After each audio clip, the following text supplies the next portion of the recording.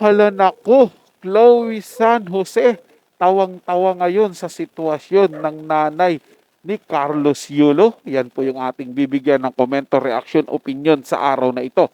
Pero bago po tayo magpatuloy, nais ko lang po kayong pasalamatan sa inyong walang sawang suporta at pagtangkilik po dito sa ating channel. At sa mga bagong napadaan lang po dito sa ating channel, huwag niyo po sanang kalimutan na mag-subscribe. Hit nyo na rin po notification bell para lagi po kayong updated sa mga bago pang video na ating ilalabas.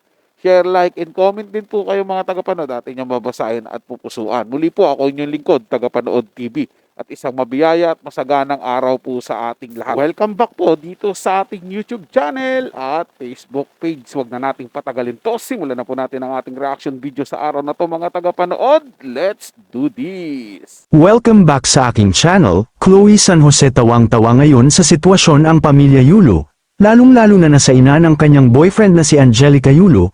Chloe tagumpay daw sa plano kay Carlos. Panuurin at pakinggan ang buong detalye.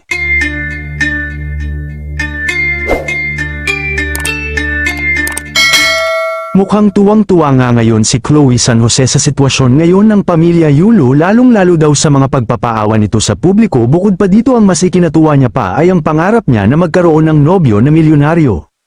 Ayon pa sa reliable source ay mukhang wala na daw talagang plano pa na ibigay ni Chloe San Jose, o kaya naman wala nang balak pa na pag-ayusin nito si Carlos Yulo na kanyang boyfriend sa mga magulang nito na sila Angelica Yulo at Mark Andrew Yulo, dahil baka umano mawala pa sa kanya ang lahat. Ayon kasi kay Chloe, nang matanong siya kung kailan daw nila plano ni Carlos na makipag-usap personal sa pamilya Yulo, ay palagi nitong sinasabi na napatawad na namin sila. Siguro okay na muna kami sa ganun. Gusto lang muna namin ng katahimikan.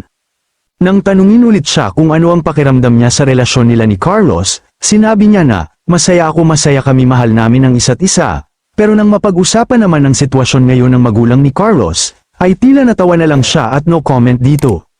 Na talaga nga naman na tila insulto sa pamilya Yulo, lalong na sa magulang ni Carlos. Ang nakakapagtaka pa dito ay tila wala man lang nagiging reaksyon si Carlos Yulo sa mga sinasabi ni Chloe laban sa pamilya niya. Bagkus ay puro pagsisang-ayon lang ang mga nagiging reaksyon, na kung iisipin na sobrang sakit para makita ng isang magulang ang ganitong klaseng anak. Kung matatandaan nga ay nang makapanayam si Chloe at Carlos ni Tony, ay makikita sa dalawa, lalong-lalo na kay Carlos, na napilitan lang ang ibinigay niyang kapatawaran sa kanyang magulang, parang for publicity na lang. Dahil para sa karamihan na hindi ganito ang magiging reaksyon ni Carlos kung sincere siya sa paghingi ng kapatawaran sa magulang, dahil kahit ay ikaw ay nanunood lang, ay mararamdaman mo sa puso mo kung totoo ba talaga ang sinasabi ng isang tao. Pero sa sitwasyon ni Carlos ay tila napilitan na lang sabihin ang salitang kapatawaran para makaiwas na rin sa mga batikos. Gayunman makikita rin sa kanyang partner na imbis na maging positibo ang sabihin sa publiko ay tila matapang pa nitong sinabi kay Tony ang siraan ang kanyang sariling magulang at punahin ang magulang ni Carlos. Sa ginagawa niya po mga tagapanood, pinapakita lang po ni Chloe San Jose kung gaano talaga kasama yung ugali niya sa magulang niya at sa magulang po ni Carlos Yulo. At wala po doon yung salitang respeto. Wala po siyang pakialam sa nararamdaman ng ibang tao.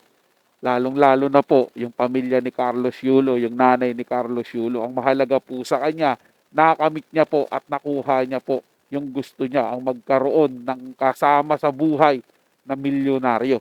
Hindi po ba mga tagapanood? Kita po natin dito sa ginagawa niya po, sa klase ng mga sagutan niya, sa bawat interview po nila na nilalabasan po nila, sa mga post niya po sa social media, wala po talaga siyang balak na magkaayos o iayos yung pamilya ni Carlos Yulo at magkabati-bati po sila mga tagapanood. Lalo na rin sa magulang niya. Wala po siyang ganon.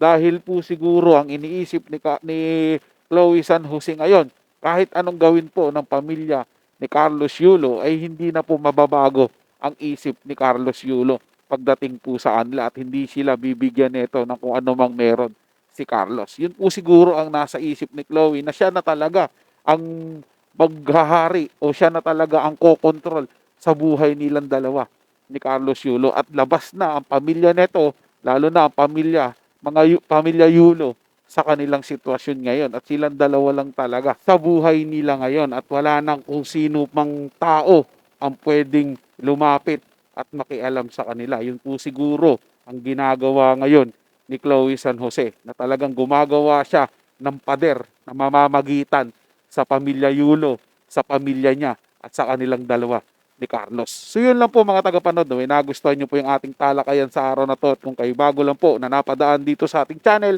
huwag nyo po sanang kalimutan na mag-subscribe. Hit nyo na rin po notification bell para lagi po kayong updated sa mga bago pang video na ating ilalabas. Share, like, and comment din po kayo mga tagapanood. Atin yung babasahin at pupusuan. So hanggang sa muli po, ito yung Tagapanood TV. Komento at opinion lamang. Wala pong personalan. Paalam po at mabuhay po kayong lahat.